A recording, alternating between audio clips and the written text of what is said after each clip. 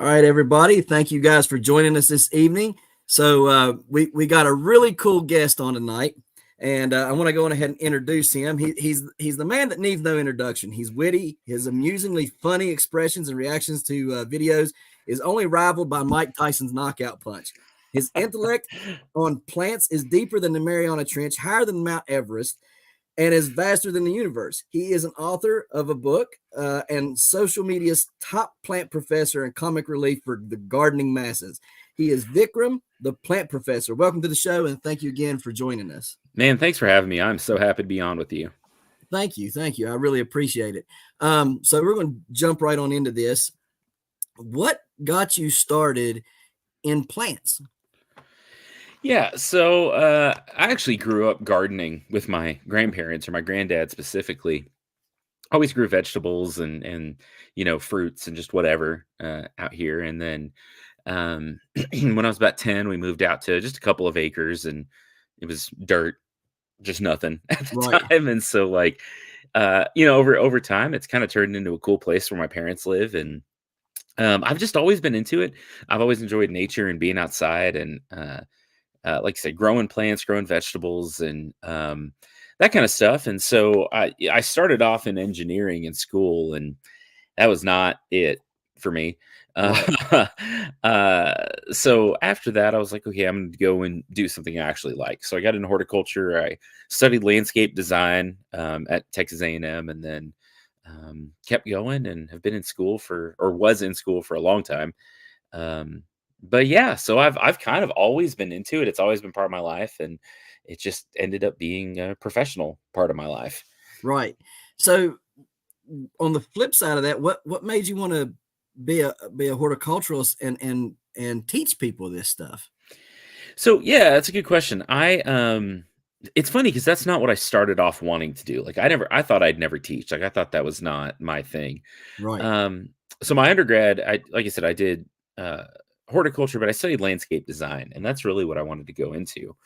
But as I was finishing up, this was 2010, there was an opportunity to do a master's here at Texas Tech, where I work now. And I was like, it's just a couple of years. Like it doesn't take that long. I'll do it, and got into it. And as a grad student, I was teaching labs and doing that kind of stuff, intro horticulture. And I really loved it. Like I really loved and really enjoyed doing it.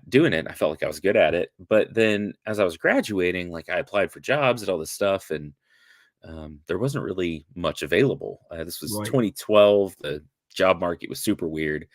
So I started a little landscape company, ran that almost 3 years, and then went and worked for the extension service here in Texas for about 4 years. I was a county agent, and went and did community education in horticulture and water conservation and home gardening, local food production, tree care, all kinds of stuff. And then, yeah, somewhere along the way, there was an, opportunity for a PhD. It was just, honestly, like, it was just me, like, chasing the next thing, I think. Like, when stuff came up, I was like, yeah, let's do it. Why not? Right. And that's cool. Yeah. And so I've never been much of a researcher. Like I can do it. I'm fine, but like, it's not my favorite. I would rather be in the classroom. Right. So what's the most gratifying thing about teaching other people about plants? I think plants are so like poorly understood, and it's weird to say that because it's, they're everywhere. They're sort of the background for so much of what we do. Right. And it's stuff we talk about since the time we're kids. But like, they're fascinating. They're so complicated. They do all this stuff that people don't ever realize, communicating with the world around them, communicating with each other. They literally are the basis for everything we do. They turn sunlight and air into everything else, right? Like they're, but people don't really think about them. No, they don't. And so like, I like getting the opportunity to be excited about it and just like get people interested. Like it's hard to like save the world if you don't care about it. You know what I mean? Like it's hard to take care of the world if you don't care about it. So that's my thing. I just like getting people excited. That's cool, man. That's very cool. So what's some of your favorite plants? Gosh, see, people ask me that all the time, and I feel like I've never got a good answer for that. I live up here in the like southern high plains, so I'm in the Texas Panhandle, and this is prairie country, right? It's agricultural now, but natively it's prairie land, and so Right. we've got all kinds of grasses and wildflowers and really just tough as nails native plants. And I've always loved that, but I'm also a tree guy, so I love trees, and I think like if I had to go over and do it again, I would focus more on trees specifically. Okay. So, like, my favorite plant just in general, um, even though I've never seen one in person actually, is the bristlecone pine. So these are these long-lived pines that grow up in, like, the Great Basin of California, Nevada, Utah, and, parts of Colorado, and they live, like, thousands of years. Like, the Really? the It's kind oldest of like one sequoia. yeah, actually, so there's these instead of being these giant, like, sequoias, there's sort of these small, twisted, gnarled trees that are, 20, 30 feet tall. That's cool. Um, but the oldest one we know of is about 5,000 years old, Really? and it's just so wild to think about. How did they figure out that, like, how did they do that? So that's a good question, and there's a couple of ways. Sometimes if they die, they'll cut them down, right? So they'll and count the rings and then compare Right. sizes and things like that.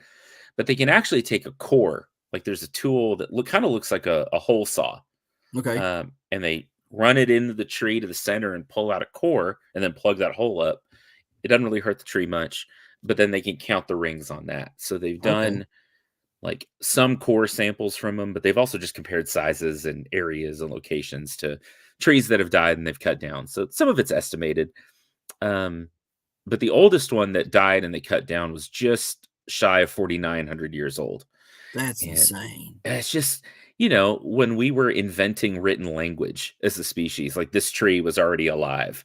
Right. And it's just mind blowing to think of. Imagine the things that that tree has seen and witnessed. The people who's went by it and touched it, and you know what I mean. All the thing like that's just if you try to sit back and think about that, your mind really can't comprehend that. Oh, it's I mine. don't. Yeah. Yeah, it's like boggling. You know, it's like when we find a whale and it's like 200 years old. You know, Yeah. or a snapping turtle or something that's 200 years old, and we're like, man, that's insane. You know, but a tree to be 4,900 or over 4,900 years old, that's wild to me. Yeah, and like so there's something about old trees. My master's, I actually studied olive trees down in South Texas. So there's some big olive orchards down there. And in that, like there's some olive trees that are nearly 3,000 years old in the Middle East and the Mediterranean Right. that are still producing That's um, crazy. after, millennia. Right. That is so wild. Like they were around when Jesus was there. I mean, and That's crazy. literally through that part of the world, like Right.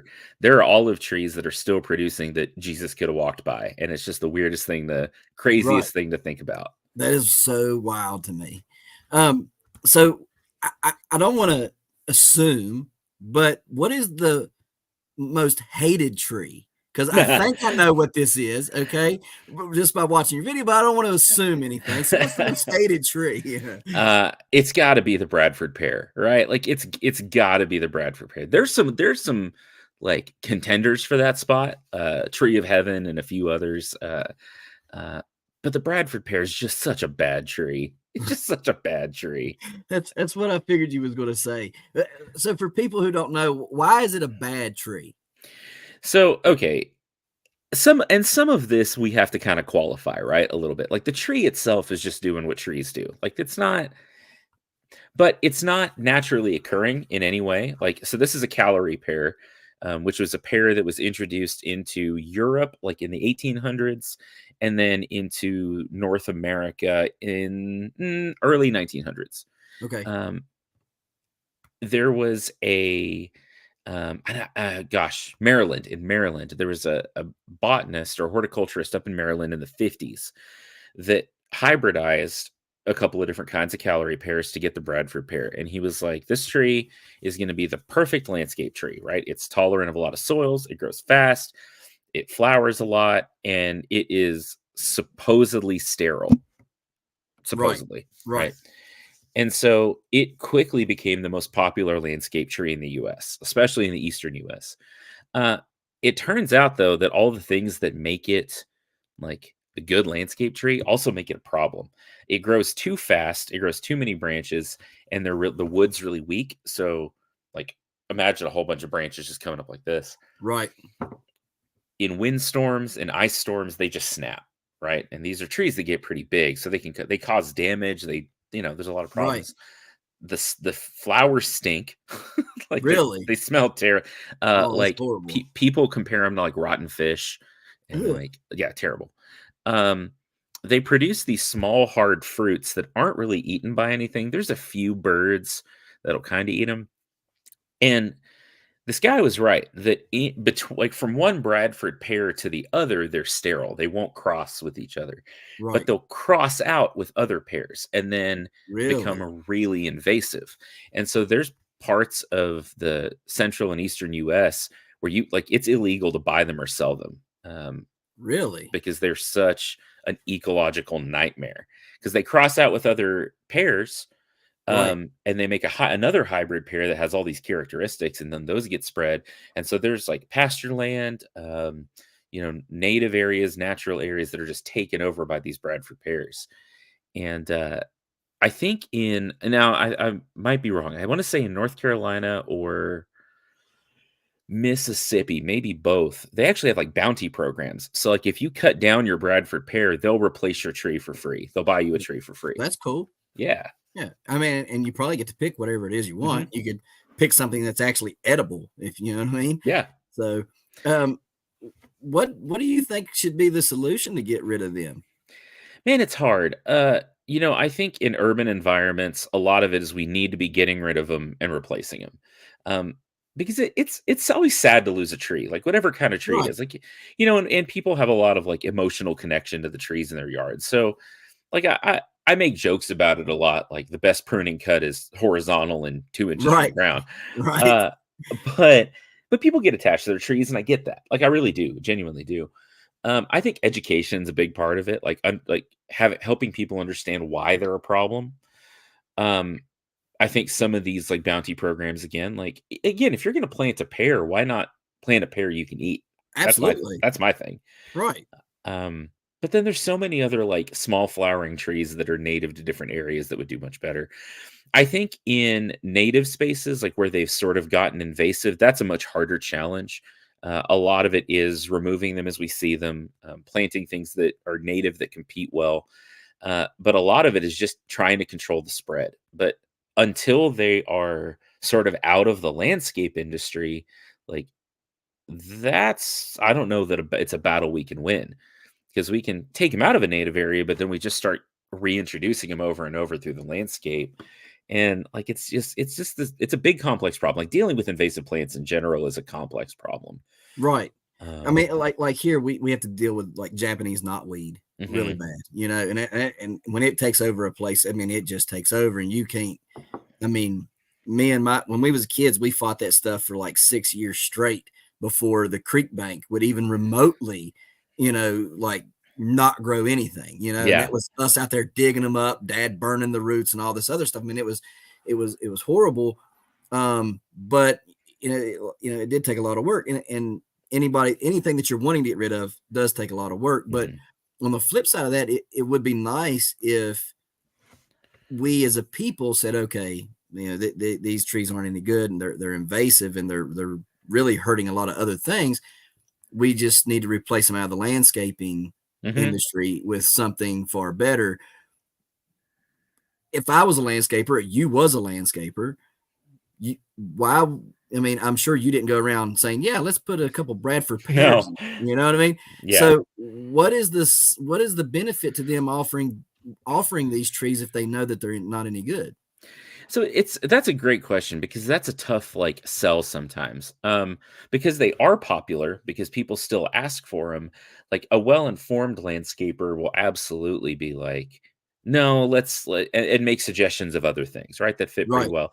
And my experience, like for the most part, if you can explain, hey, I don't think we should plant this tree. It's going to cause problems in this way. Most people are like, oh yeah, like sure. right, I think and I don't want this to sound like elitist or anything, and I know how it does sound, but there's very low entry barriers to that industry. So like anyone can do it, right? Right. And that's a good thing, I think. I think we want Absolutely. people working the land and doing all that stuff. But what that translates to sometimes is that we don't know what we don't know, right? So you get in the Right. landscape industry and you just say, "Hey, this tree is pretty cheap. It looks nice for at least part of the season. Right. My client wants it. I'm going to go ahead and plant it." So again, I think it comes down to education. Like we need to do a better job of like educating the industry as a whole. Right. And there's a lot of professional organizations and stuff nationwide that are doing that. That's part of the reason I do all this science communication stuff is like I care about the industry. I've been in it. Right. And I think that it's important, you know. Here, like if you go buy an apple tree or a different pear tree or anything, you read the tag and it tells you, a list of things about these trees. On a Bradford pear tag, does it say that it's invasive and has all these cons to them? Generally, no. Uh, it depends a little bit where you are, right? Like I said, there are some places that you can't sell it and can't buy it. Right. There are places that they're trying to get there, so they will put sort of tags like that on it, right? They'll Okay. this tree is a problem in, I don't know, Virginia, whatever, Right. West Virginia. Um, but something that's really interesting about how invasive species programs work is generally it's left up to like state to state to kind of determine what's invasive in that state. Right. And I get that to a certain extent, right? Like the US is a big country Yeah. and Right. like the things that are going to be invasive where you live are probably not going to be invasive or may not be invasive here where I live. Right. And so like it's up to regions and local groups to kind of make those decisions. So in some places, like in Lubbock, Texas, where I live, I could plant a Bradford pear, and the invasive part is not a problem. We are hot and dry during the summer. We're cold during the winter. Our soils aren't quite right for them, so they will grow here, but they don't tend to become a big invasive, terrible problem like they Okay. do in different parts of the country. Right. So if I was to go to a grower here who's producing the trees or someone and be like, "Hey, we need to slap this invasive tag on it," it's like, "Oh, but a lot of people are buying them," right? I got hit you. it kind of hits the bottom line a little bit. And so in some ways that's potentially a problem. Right. I can So I can see that. So the other thing is how are they invasive if they're not able to if they're sterile with each other, how are they invasive in growing? honestly, it is because they cross out with other pairs, right? Okay. So the ones that are like out in a field probably aren't Bradford pears. Like they're something closely related to a Bradford pear, share all the same characteristics with a Bradford pear. Um, but they're not the sort of like sales cultivar of that or whatever. Right. And so it's not so much that you get more of like the exact tree. It's like you get trees that are closely enough related that they cause a big problem. Okay. I got you. I understand that. Um, so since we're talking about the Bradford pear and the funniness of those videos, what got you into the content creating side of this teaching? So that's sort of a long answer. The first part of it is that in my extension job, when I was doing like community education and stuff like that, uh, I noticed that there weren't a lot of people in our organization doing it, like doing like the social media outreach kind of stuff. And Right. this was back in like 2014. Um, and so like, yeah, Instagram was there, Facebook was there, YouTube, but like it wasn't quite what it is today, right? The Right. landscape has changed a lot in A terms lot. of a lot in terms of social media. And so like my thought was like if I'm a community organizer or a community educator, like I can have a meeting and do a class on whatever, and Right. 30 people may come, and that's great. That's awesome. Like, I'm happy they're there. Or I can make like a Facebook post and potentially reach hundreds or thousands of people. So I kind of got into it then. Uh, and then I think my current stuff that I'm doing is the plant prof. I was bored in 2020. Everybody was bored in I was 2021. so bored. But like, so my job at the time, I was running the horticultural greenhouse at my university, the teaching greenhouse. And we essentially left for spring break and never came back, right? That year in March of 2020, it was like, everyone go home. Right. We'll see you in August. Yep. Well, what that meant is all my student workers had to go home and like they weren't allowed on campus. So I was trying to run a 20,000 square foot greenhouse and 3.5 acre garden by myself Wow. essentially for like 3 months. Oh, wow. And so I was there a lot and I think like by myself and was just bored, like so bored. You can only like listen to so many like podcast episodes while you're standing there watering, you know? Right. Uh, Exactly. And I was like, other people are bored too. So maybe I'll make a video about what I'm doing and, Right. just talk about that. And it's just sort of evolved from there. Uh, how I got into like the debunking stuff or whatever, I some stuff just started popping up on my face on my TikTok at the time. And I was like, this is ridiculous. Like, what am I watching? What are they doing? Right. And then I started making them and people thought they were funny. And then people started like filling my inbox with this stuff. That's And, funny. yeah, that's That most of the messages I get sent are videos. that's funny. You need a second? You No, need a no, second? I'm good. I'm good. Okay. Okay. My dog just Um, wandered through. okay. So what's some of your biggest pet peeves with those videos? um, well, there's a few. Um, it's got to be the stuff they just okay. Some of them, I'm trying to think of a delicate way to say this. Some of them are like purposefully suggestive, and Right. by some of them, I mean most of them. Yeah. So they like anytime they can work a banana into one of these videos, they do. So they'll do things like take a banana and plant seeds in it, or stick cuttings in it, or they'll take banana seeds from like a seedless banana because all the Right. bananas we buy are seedless Right. and they plant them and like beans come up or something, or they'll take like banana peels and like essentially dunk them in a pitcher of water and be like, we've got fertilizer now, you know. Isn't that like frustrating? It's So so frustrating. frustrating. Or like when they plant something and it comes up, but it's not what they planted. Right. Oh, and Like that's like all the time, all the time. I don't understand that at all. Do you think there's a majority of people who believe this stuff, or does most people all think that this is just a bunch of filler videos or something? Like I don't even know what to call them. I like to think I don't know.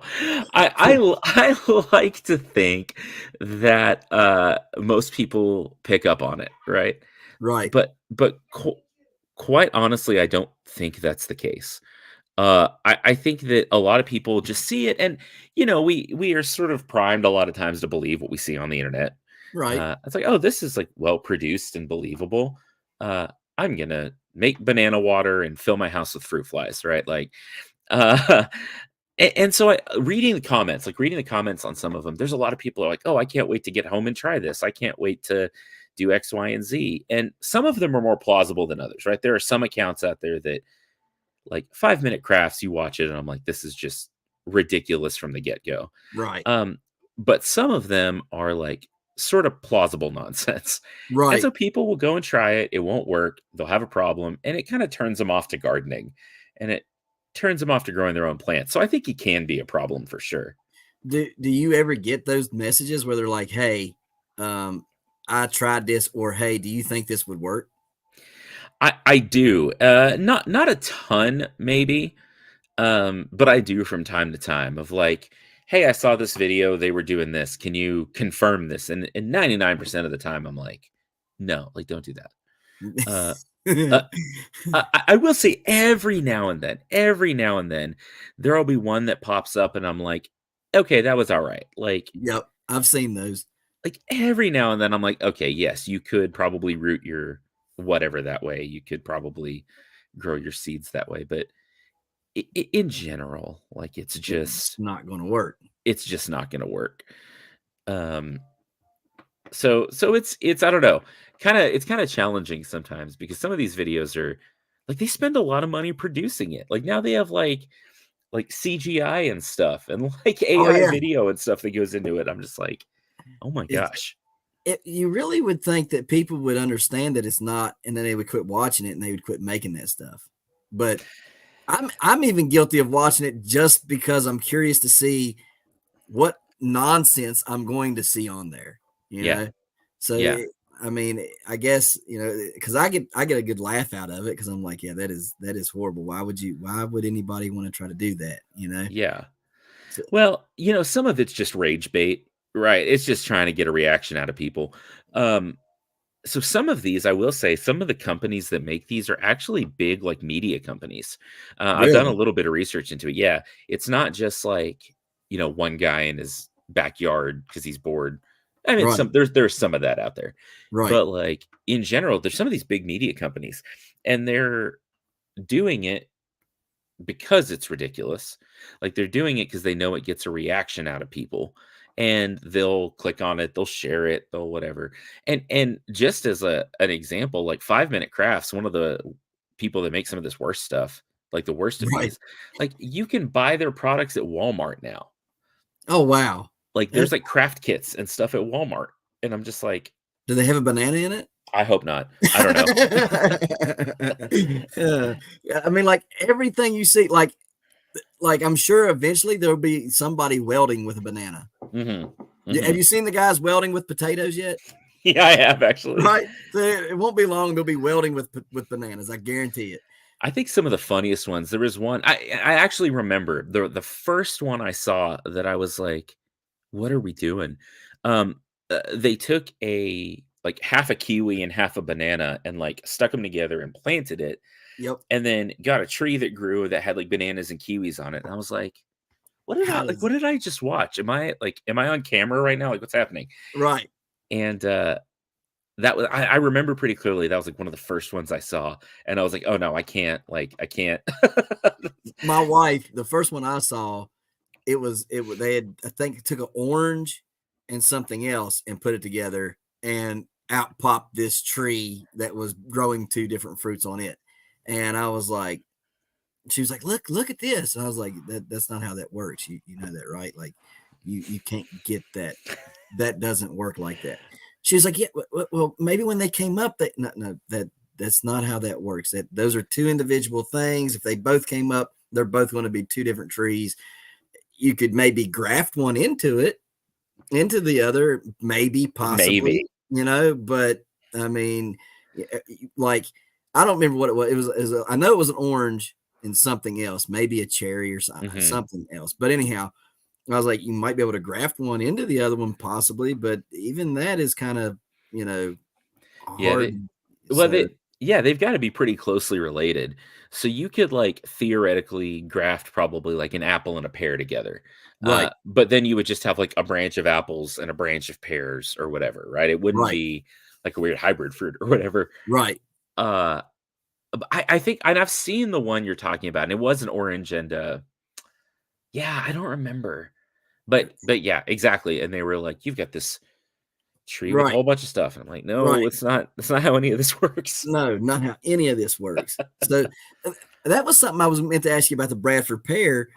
Is since it kind of grows quicker, would it be a good option for grafting, like to just cut it down and graft into the top of it like a bunch of different, not a bunch of different varieties, but a bunch of different of one variety branches and Mhm. then grow out of that? Would that be something? Actually, yes. So Bradford pears actually make pretty good rootstock, and so, that's practical, I think, like, in an urban setting for sure, and I tell people that quite a bit, like, I joke about cutting them down and, like, burning the stump, but Right, honestly, yeah, they take grafts pretty readily, and, because, again, like we were talking about, they grow quickly, they've got fairly tough roots, all that, they do make good grafting stock, and you could do like multiple varieties of pears. Some people will do that and make right. like a fruit basket tree. I think I'm trying to remember the record.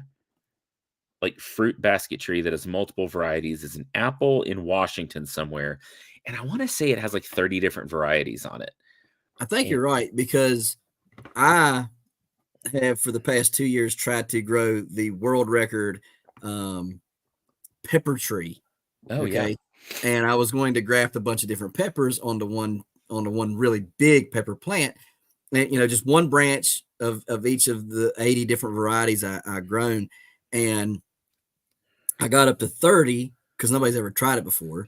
I got up to 30 and I was like doing some research on like grafting and stuff. And that came up. So I think you're right. It's like 30 different varieties of apples on that apple tree, which is very cool. it is cool. Yeah. And so that's what made me want to do the tree even more. And then the tree ended up dying. So I've kind of let that go to the wayside, but I do need to get back on it and try it again, because that'd be really, really cool to Yeah. have a pepper tree that's got all these different peppers hanging off of it. Yeah. So I got a question here. Uncle John says, is there any thought on the Judean tree grown from 1,000-year-old seeds? Do you think Sheba is the story? I don't know what that means. I don't know a ton about that. I think that I'm trying to think of a good way to kind of approach this. So seeds can last a long time, and I've seen 2 or 3 like research papers even talking about looking at bringing back like ancient varieties and stuff of stuff. Um, some of them are even so. So there's this little. Uh, so it's called a Arabidopsis or Thale cress, and it's kind of what we use as what we call a model organism. So we test a lot of stuff on it because it grows quick, it flowers quickly, and it's easy to mess with. Like like we use mice in like biology for animal testing or whatever. Right. In plants, we use this little Thale cress, and it's just this little nothing mustardy plant. Um, but I want to say they just tested some seeds that they think are 15,000 years old, something like that, that they found in like permafrost somewhere and Right. planted them, and it came up. Wow. And it's just wild to think about, That's isn't it? crazy. Like Yeah. how long they last. Well, I mean, so they say on average, like the giant pumpkin seeds that we have, if we put them in the freezer, like the first year we get them, we dry them and put them in the freezer and keep them in the freezer, that we could get 25 plus years out of them. Yeah. And so, me and my buddy, Jason Covey, we were going down this rabbit hole last winter of these old seeds. All right. So, and everybody thought we were crazy, but we kind of proved it out. So as you're breeding these giant pumpkins, they get bigger and bigger and bigger. But if you think about it, 10 years ago, 20 years ago, these growers didn't have the knowledge or the stuff that we have now. So those seeds still have potential in them. Here's the other thing that we were talking about is we're bottlenecking these pumpkins now to where we're breeding top pumpkins to top pumpkins, and we're bottlenecking them. And everybody's gonna be like, oh, you can't inbreed a plant. Well, you go ahead and breed it and see if it don't get inbred characteristics. We're getting ribbon vining now, that's really bad. We're getting split ends in the pumpkins, where they're just busting apart, look like a solid pumpkin, and they're just pop. I've seen at least 30 or 40 of them already this year. It's like the highest number I've seen since I started growing in 2021 with pumpkins that have busted their blossom ends, just split wide open for really no reason at all, right? So, and every one of these pumpkins nowadays, if you look back at their genealogy, they go back to like the top 4 from like 2015 or something, right? And they're all bred and interwet, and then sometimes what we do is we self it. We get a pumpkin that we like, and we'll self pollinate it to that one. And when we do that, well, we're locking those genes in for that specific pumpkin because we liked it. But the other problem is when you breed next year, you're breeding to its cousin or its grandfather or your whatever, right? So you're not widening that gene pool. So we had talked to some people at Virginia Tech, and Virginia Tech said, well, do you got your hands on any older seeds? seeds that were pre these top 4 or whatever you're looking at. I was, no, not right offhand, but we can find them. So we went on this excursion. We found all these old seeds, 2007 to 2015, right? And granted, a lot of these seeds didn't want to grow. We would soak them in gibberellic acid to try to help them out, sprout and stuff. And even when they did sprout, they were just meh, right? But I did get one to take off and grew, and it grew 3 pumpkins, and all 3 of those pumpkins, with a drought going on, the hottest summer I've ever had, only like 5 inches of rain for the entire summer. And me watering 24/7 to try to keep up. And the dirt was still dry as a bone most time. Still grew 3 pumpkins that were north of 500 pounds on that very, Oh, very wow. plant. Yeah. And so what I did is I bred that pumpkin into some of the newer stuff. Okay. And then I went and bred some of the newer stuff back into the old stuff. And so I'm curious to see what transpires next year with those seeds. But the thought process is to stop the bottlenecking. We could effectively change some of the characteristics that we've got from the bottlenecking, and then also kind of like move it forward, a little bit as far as all the growing is concerned, because what we don't want to see is a plateau where we're stuck at 2,000 pounds or whatever.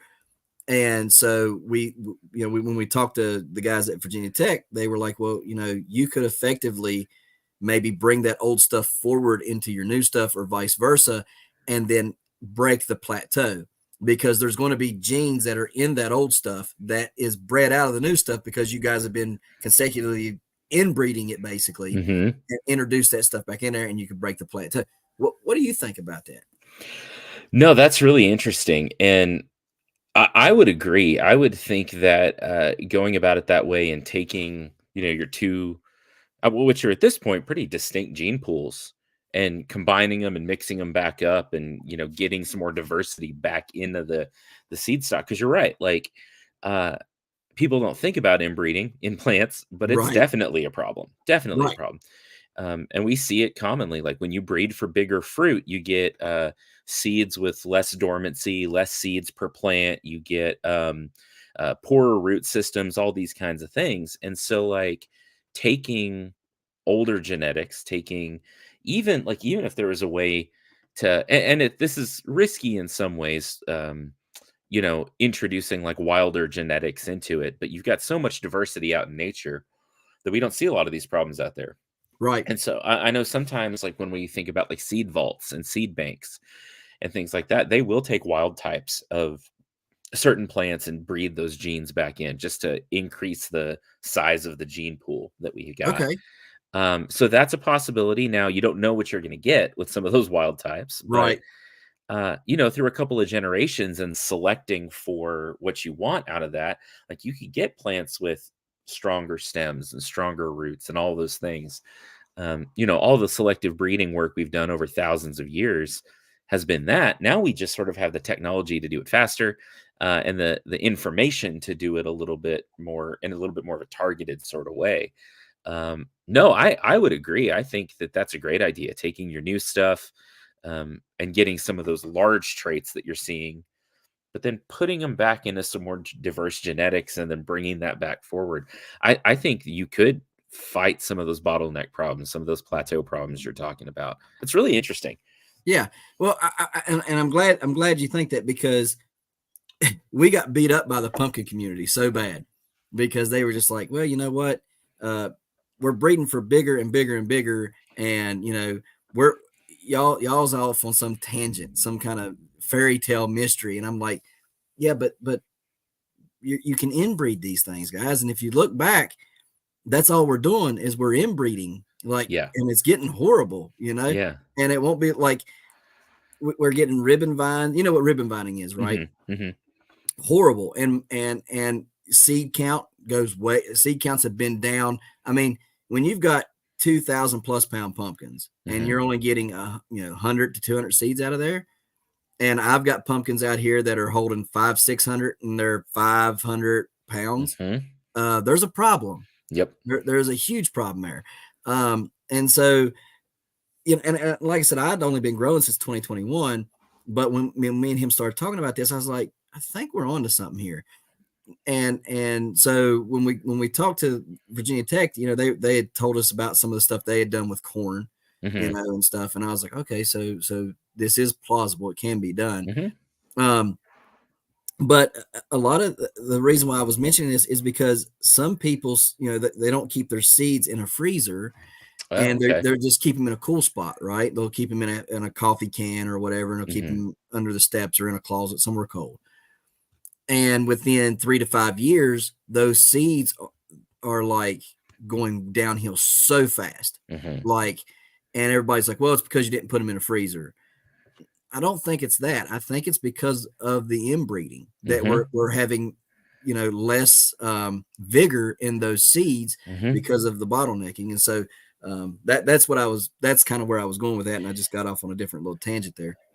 No, but you're right. Like, I actually, it's funny you talk about this because we just talked about this in class today. Like, literally, I was talking about seed germination and dormancy in class today. That's And funny. and what we see is that I just read a paper a couple of weeks ago that what they're finding is with some of these new breeding efforts, uh, seeds that maybe in wilder types or older types maybe had that 25 years of dormancy, we're getting 2 to 3 of That's insane. and then they'll start trying to germinate or they just lose viability. So because we've lost so much, like you said, vigor, so much of the sort of, because a wild seed really wants to last as long as possible. Like it needs Right. to last as long as possible because you don't know when the climate's going to be right for it to germinate. You don't know when the Right. weather's going to be right, whatever. So that's very much a wild type trait, is long dormancy, complicated dormancy that takes a lot to overcome, all of that. Uh, in industry, it's beneficial for that not to be the case, right? We want all our seeds to germinate. We want high germ counts. We want all of those things. But yeah, I think you're absolutely right. I think it's the inbred lines. It's the really narrow focus on some of those specific genetics that are causing some of these downstream problems. I Right. 100% agree with you. I really appreciate that. Now, here's a question too. If you were to take a wild variety, where would you find a wild variety of pumpkin at? Do you know? So it's hard. There's probably not a ton of it out there anymore. Like it exists. Pumpkins and most gourds and squash are native to North America. Right. Throughout North America. There's a lot in the Northeast and in the Eastern U.S., but kind of everywhere, down into Central and South America as well. So there's wild gourds, wild pumpkins out there. But you could probably, if not a wild type, you could probably find more heirloom seeds, which are 50 plus years old, of different types of pumpkin varieties, Right. that would have a lot more of those like traits in them. Okay. Um, there and I don't know enough about the crop. That's not something we grow a lot of around here, and so Right. it's not something I've worked with a ton. But I do know that there probably are some growers that maintain some of those heirloom varieties, and um, collectors, hobbyists, like specialty kind of crop people Right. that really get into some of the older, wilder, weirder kind of stuff, that you could find some interesting genes in, some interesting traits in, That'd be cool. that you That'd be could very, work very in. cool. They're out Because there. so a buddy of mine who's a giant grower up in Wisconsin, a few years back, he was growing a giant pumpkin, and he was growing three of them and was trying to get his grower's jacket. It's a Hmm, thing that you grow 4,000 pounds and you get a jacket, you know, hmm, and stuff. You got to grow 4,000 pounds between three pumpkins, and and you get a jacket and all this stuff. Well, he didn't have any male flowers to pollinate that day on his giant pumpkin, but he was maintaining some Cinderella pumpkins, which is the same genus as the giant pumpkin with the maxima. hmm. So he went and got some flowers off of those Cinderella pumpkins and pollinated Oh that. yeah. Right. Well, then he was like, "Well, what do I do with these seeds because they're not pure Atlantic giant seeds?" And so, just for craps and giggles, he grew one, and it ended up being pretty good size. And then he gave a couple of those seeds out, and they were grown. Well, anyhow, long story short, he came up with this. Let's kind of work on this. Let's refine this a little bit, right?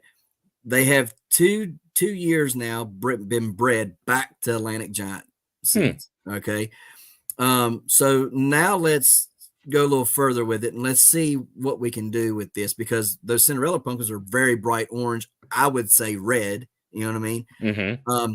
Some of the pumpkins I grow are red-ish tinted, Yeah. and that's the color I like. But I like the shape of the Cinderella pumpkin, where it's kind of flat and really, really perfect round, right? So he was like, I know you like growing orange. I know you like growing cool stuff. So you want to grow it? I'm like, heck yeah, I want to grow it. I've got a Cinderella looking pumpkin out there that is like 3 foot tall, like 2 foot wide, perfect Cinderella Mm-hmm. pumpkin, right? But it doesn't have that reddish color in it yet. It's Hmm. still kind of young, but it doesn't have. And I wonder if maybe that line that he already started would be a way to kind of break up that monotony that of the bottlenecking and stuff. Mm-hmm. So, I mean, do we already have it? You think in that? You very well could, and it'd be worth a try. I think that you've got something that's different. You've got something that sounds like it's fairly unique, a large, Right, cool variety. I think anytime you can introduce like genetic diversity back into it, especially when you've got two things that you want, right? You've got traits that you like on both sides, and you're not just sort of like rolling the dice on a wild pumpkin or something like right. that. You can really come up with some interesting stuff. That'd be very cool, because Mhm, like I said, there's other people who's grown that this year. He made this like little group of us, right? And mine all got a late start, plus the drought and stuff. But that pumpkin, it might have a 75 square foot plant on it, and it has got this massive Cinderella looking pumpkin. Like, it's the prettiest pumpkin I've ever grown as far as shape is concerned. And mhm, I'm like, that right there is awesome. And then I ended up breeding it back to some old the old plant is what I bred it to, the 1610 LeBeer, which is from 2010. And so yeah, that stuff to me is very interesting, but I don't know a whole lot about it. So I'm just kind mhm. of like playing around with it or whatever. What's some of the stuff that you like to do? Do you like to play around with stuff like that? Do you like to I push things? I do, and I most of my work has not been in plant breeding and stuff like that. I've done a little bit. Specifically, during my master's, the professor I worked for did wildflower research. So we would go and collect native wildflowers from all throughout. Like we'd take off at 6 in the morning and come back at 6 at night. We would just literally drive all day looking for patches of wildflowers out here That's just on the cool. highway, and we'd hop out, and well, we had permits to do it, but we'd hop out and Right. like go pick some seed and hop back in the creepy Texas Tech windowless van and then pull off. And but then we would like plant out 2 or 3 acres of wildflowers and make selections and some crosses, and so that's always fun. A lot of my work is more in so I work with a lot of small farmers, like small acreage, 5 to 10 acre Okay. or less farmers. And a lot of my programming has always been in that. I actually own a little peach orchard. I say it's a peach orchard. We've taken out most of the trees because they got old, and it's now some land that we're trying to figure out what to do with. But it has been a peach orchard. Um, and so, like, yeah, I've been in sort of the grower business for a while, in different capacities. My what I really like working with is controlled environment. So we do a lot of greenhouse work. I did a, a colleague and I did a project on high tunnel strawberries, and Okay. we did some field grown strawberries and some, what a high tunnel is, like a big hoop Oh, house yeah. Oh, yeah. kind of deal. Um, and like we found we could get like twice the yield, 2.5 times the yield on strawberries in a high tunnel, uh, Really? just because we can control the environment a little bit better. That's crazy. And this is West Texas. It's hot and dry here. It's cold in the winter. It's 1,000 degrees in the summer. Like Right? it's a harsh climate. But we found that, like, yeah, it actually did really well. Um, but then in the greenhouse, one of my grad students I worked with just did a project on aeroponics. So Okay. he aeroponics is for those that don't know is like hydroponics. You know, you grow in water, whether it's Right. running water or a raft system or whatever. Right, the roots are in water. Right. Aeroponics is the same concept, except you're like misting the roots with water. They're suspended, they grow down in the air, and then you spray the water and nutrients onto them. Um, so there's some drawbacks, right? You need the equipment. It's more energy intensive. You've got to run Probably has to pumps stay and more things. humid too, right? Yeah. But we grew lettuce, just butter lettuce. Um, and I think with the same amount of water, we got twice the output doing it that way. Like Wow. like twice the biomass of lettuce. And so like there's all these cool technologies that we can use to make like food more accessible, like high quality food more accessible. Right. These are things we could like reclaim urban centers, right? If there's an old abandoned shopping mall or office building or Walmart, whatever, Right. like we could turn them into food production places And using that would some of be these great. technologies. Yeah. Yeah. And so like that cuts down on how far we have to ship things. It cuts down on, um, a lot of the logistical problems and uh, places that are food insecure already can have better access to fresh grown produce to things like that. So that's actually where I put a lot of my time is in the like urban horticulture. I work with community gardens and school gardens quite a bit. And then trying to figure out how do we like bring technology into it to make the whole system a little bit more efficient, a little bit better. Right. That's cool. Now, I do got a question about a peach tree. Hmm. So, my peach tree, I didn't know this, but evidently I was supposed to spray the crotches or something another, is what they said on the peach group, um, with like imidacloprid or something like that in the fall to kill the peach tree borer. So I ended up, my peach tree was beautiful. I bet it had over 500 peaches on it. Oh I mean, it wow. was loaded down and big and beautiful. And within a month, my peaches were about that big around and they started shriveling up like raisins. Mm, And I'm like, what's going on here? Then the leaves start dropping. I'm like, okay, this is concerning. So I start watering. Well, that's, because I'm thinking it's a drought, needs water. No, hmm that's not what's going on. Then I start seeing a little sapping coming out of the bark and everything, right? And I'm like, something is really wrong with my tree. So I got to find me a peach tree group on Facebook and I post pictures and peach tree borer. So I go down there and I slam it with imidacloprid, trying to kill whatever might be down there trying to kill my tree. Ended up the tree has ended up losing all of its peaches, all the leaves and everything. And I'm sitting there and I'm wondering, should I cut it down or is it going to come back next year? Because they said it's like a 50-50 shot that it comes I back. I would probably wait and just see if it leaves back out, see what it does. Because sometimes, like, yeah, they go in there and they chew up the growing tissue and stuff under the bark. They cause a lot of damage. They're potentially a big problem. Right. Um, I I'm a proponent of like if you don't need to cut it down right away, in a situation like this, like just wait and see, right? If it's not in a place that like if a branch breaks because it's dead, it's going to hurt somebody, or Right. if it doesn't pose a hazard, if you don't need the space, I would just wait and Okay. see what it does because there's always a chance that yeah it knocked all the leaves off, all the peaches off. It's late in the season, it's probably not going to reflush out, like it's Right. done. um but there's a chance that if you got to it in time, it could potentially come back out in the spring. And then, even if it doesn't, then you really haven't lost much time. You can still Right. you would probably be replanting in the spring anyway. Right. And so I don't think it hurts anything to just wait and see. Okay. Now, here's the other question. How do you prevent that from do I got to use imidacloprid every year or something like that? Or how do you prevent them? I didn't even know that was a thing. Yeah, it's so there are a couple of ways you can do it. A systemic insecticide like imidacloprid is effective. Um, borers are tough because they get up under the bark and they get in there and it's really hard to get chemical to them. So a lot of like our contact insecticides that are non-systemic, which is preferable in a fruit crop, Right. uh, just don't work. They just don't work. Right. There are some other things you can do. You can spray something called dormant oil. which essentially you spray on the bark, and like at different life stages, these borers do different things. So they've kind of got like stages where they'll overwinter under the bark, and if you spray them with dormant oil, sometimes you can like suffocate them. Essentially, like Okay. it's like a horticultural oil that is relatively non-toxic as far as like insecticides go. Um, there are a couple of other things you can try.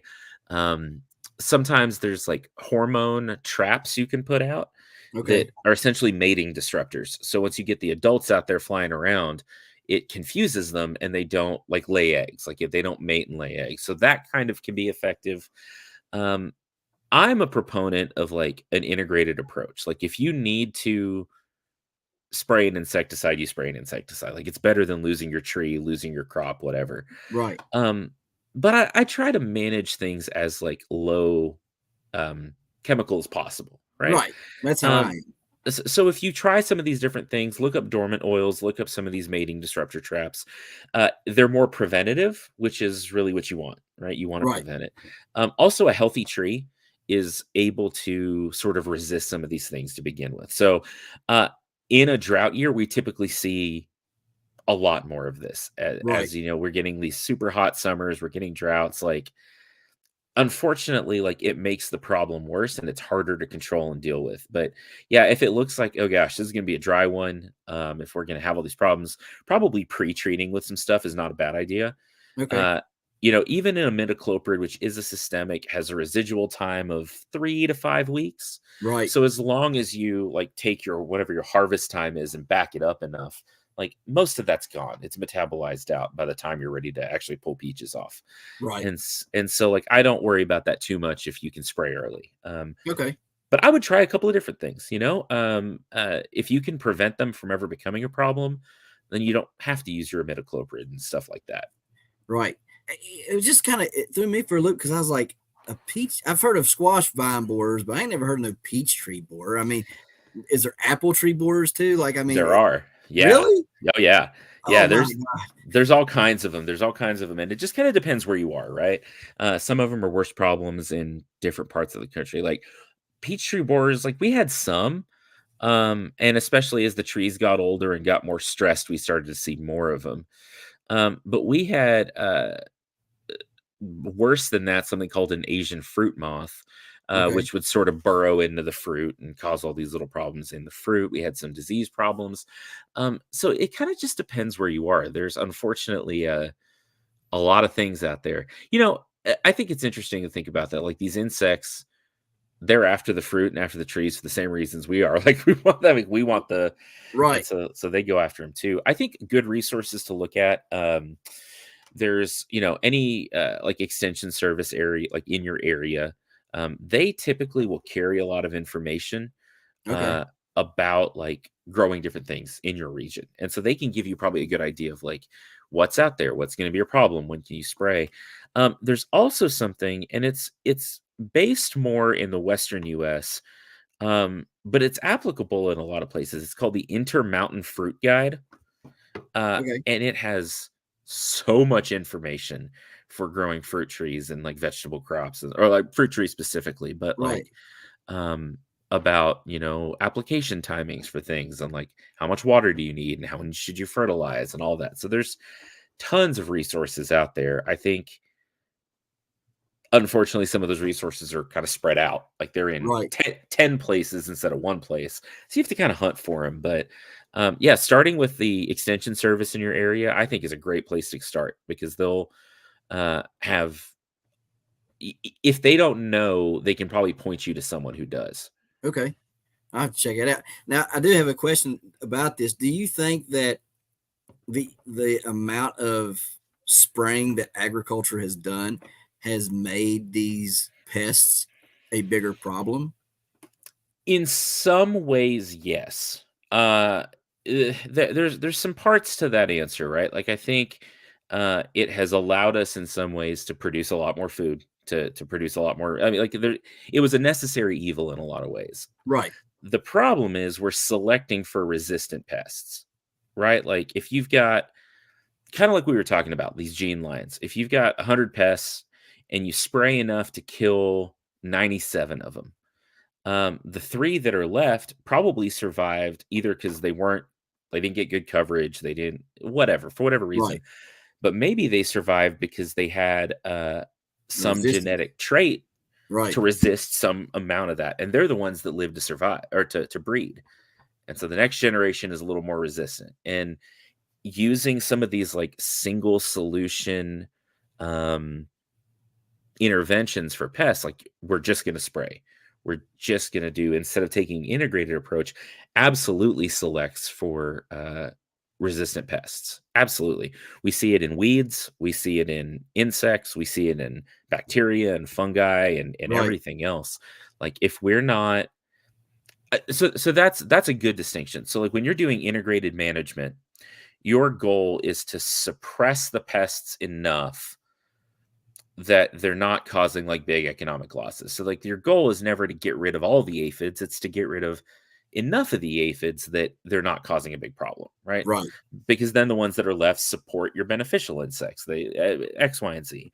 Right. If we're spraying a chemical, our goal is to get rid of every single one of them, because if we Right. don't, we're selecting for the ones with resistance. And unfortunately, people cut corners. People don't understand what they're doing well enough in some cases, and maybe don't spray effectively, or they mix something wrong or whatever. And over years and decades, like there are some pests that we're in like some real trouble with. Right.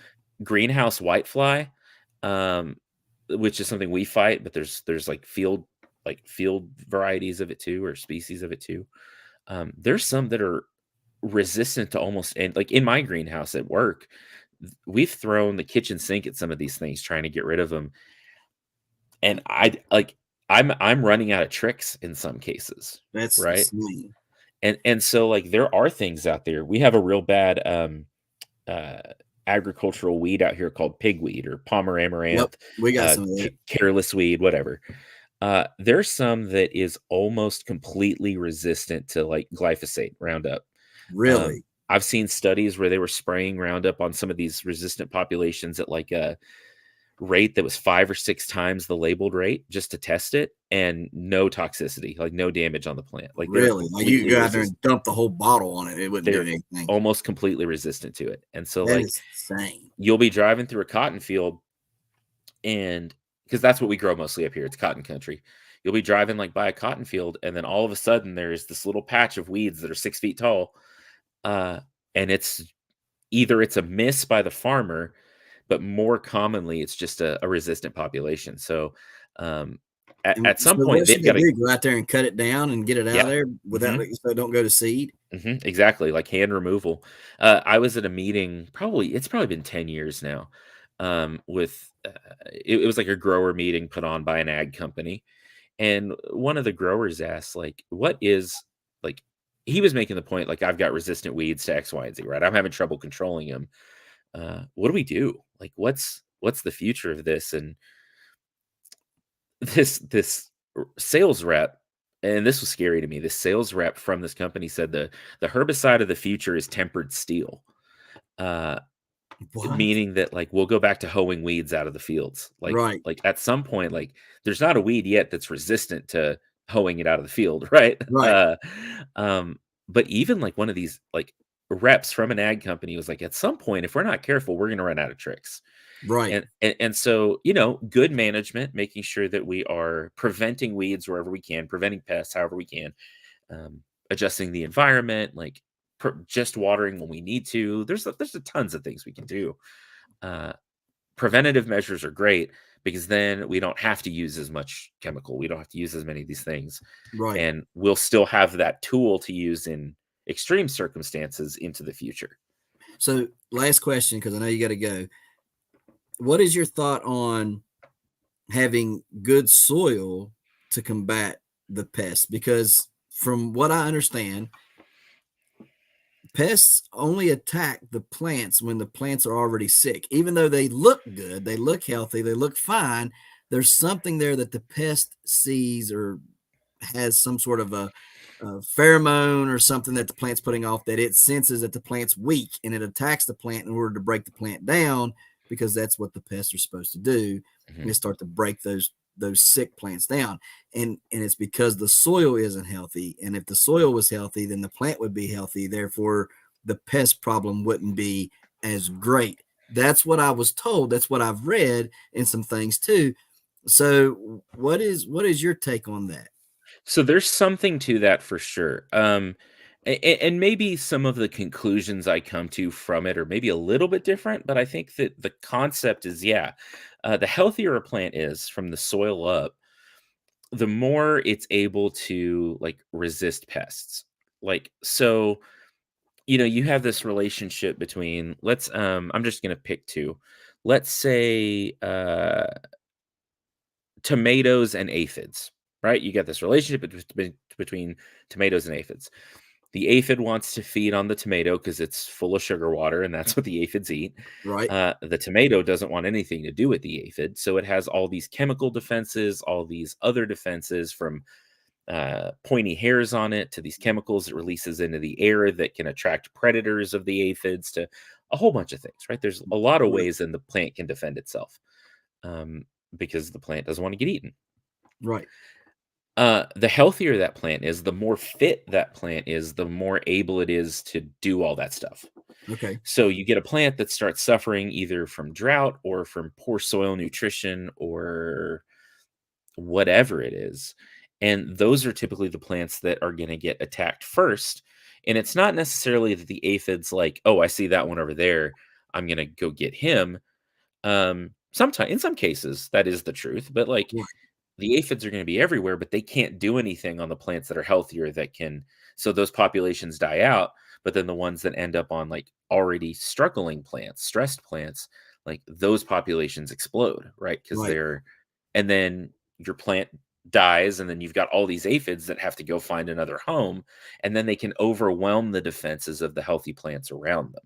Okay. So we call that like a pest complex, right? You get a few sick plants in the field, and you start building up this population of pests, diseases, whatever.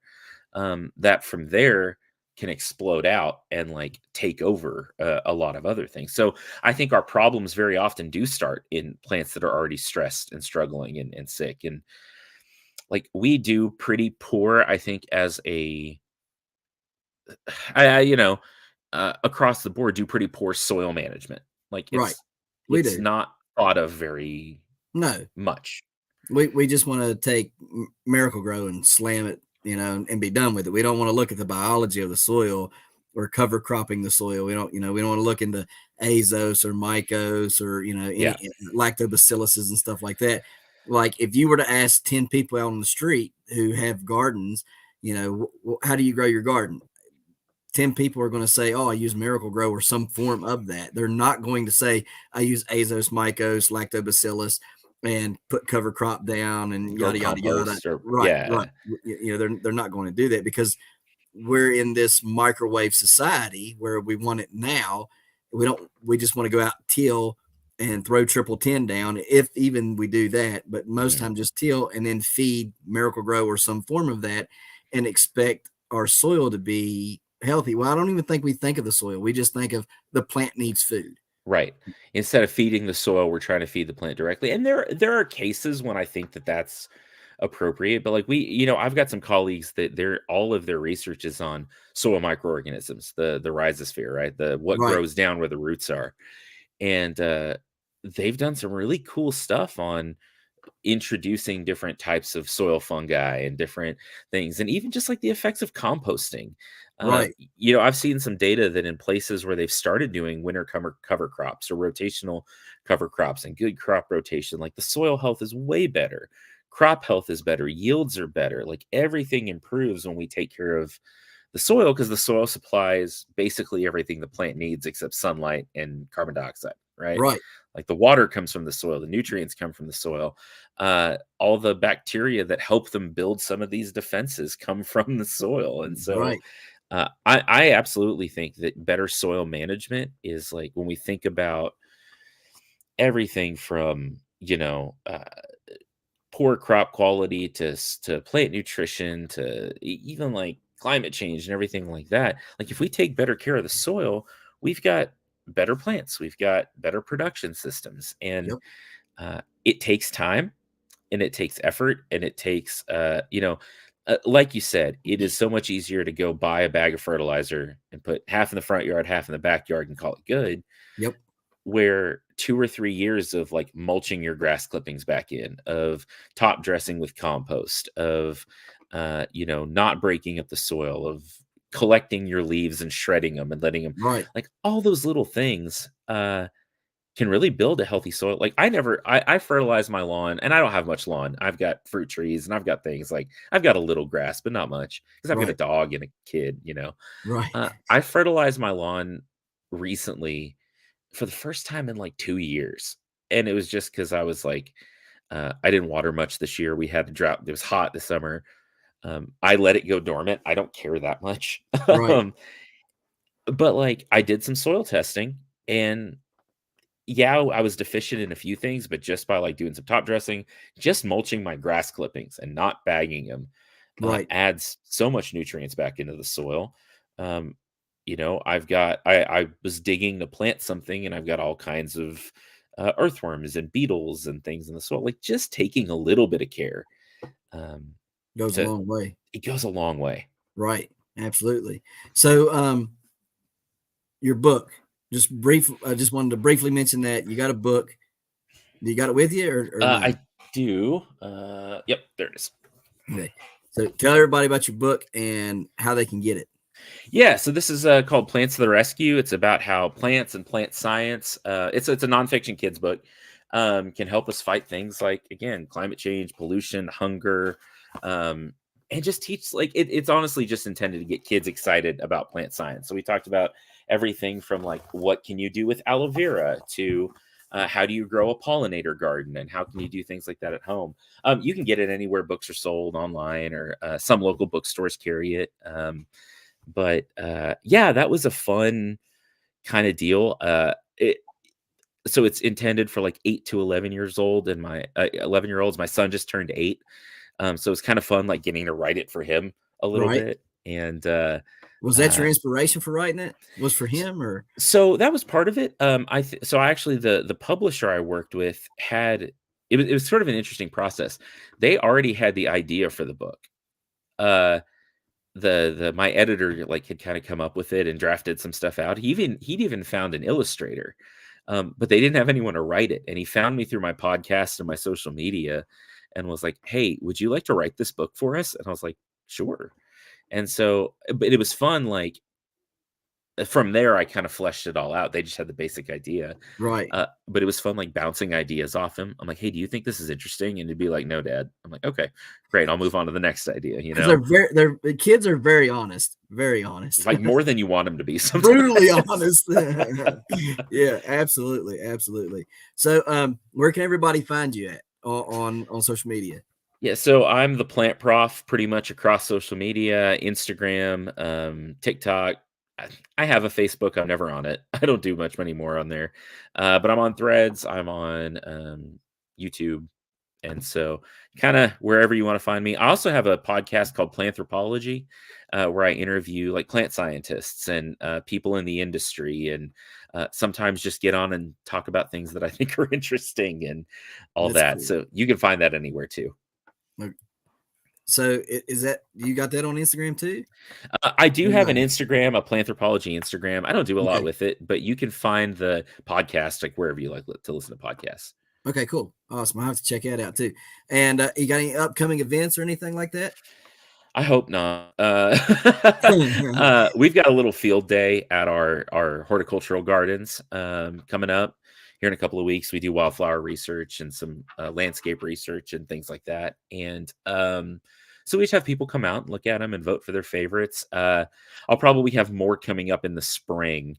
But this fall, like I'm just trying to survive classes. Like I'm just Right. trying to get through the fall. I heard that. Well, it's been a really good place to have you on here today, and I really appreciate you coming on, Vikram. Yeah, it was a lot of fun. Thanks for having me. Absolutely, and I'd like to get you on again sometime. So Sure. whenever you got some time. So Yeah, I'd be happy guys, to. so Dark Lord said, can you get that book on Amazon? Yes, you can. Mhm. Okay. All right, y'all. Well, guys, it's been a great place to be, and again, I really appreciate you coming on with me. And we'll see you guys next Tuesday, same time. And yeah. So be here or be square or whatever. All right. I'm going to get out of here. Y'all have a good evening, and we'll catch you next time. See y'all.